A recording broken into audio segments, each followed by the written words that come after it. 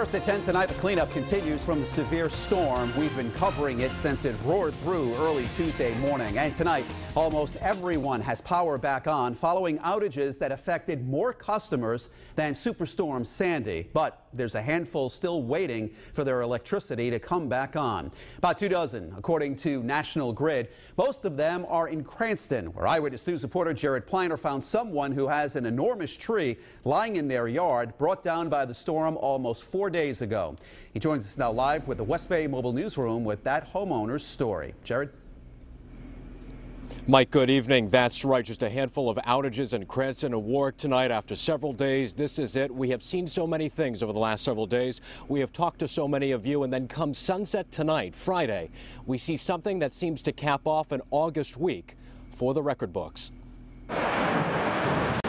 We showed you arguably the definitive storm video this week, and as an unforgettable one closes, something just as memorable. Let's begin with a look at Pat McMahon's flimsy blue pool resting against his Cranston home on Hilltop Ave, a patio undisturbed. Feet away, this. Pat said, "You gotta get in the hole." Here I am. Look at this. This is where this tree once sat, no longer, totally ripped out. I'm 6 foot, 6'1", far above my height. A boulder, some hundreds of pounds here, a bush on top of all of this.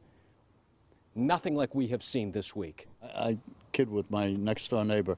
I say this is devastation at its best. And if you look, this is like 1/2 of my yard or 1/3 of my yard, and it looks like a jungle and a bomb blew up. When you first saw that hole, I was, I was ready to die. I said, uh-oh, we got problems. A guy came by, he wants to buy this tree because it's red cherry. They sell to people for cabinetry or furniture or whatever. I told him, who's ever got the best price, I want to get out of this place. I want to get out of this cheap. I'm sure there are people around the state that had a lot more problems than I had. This was an unbelievable storm.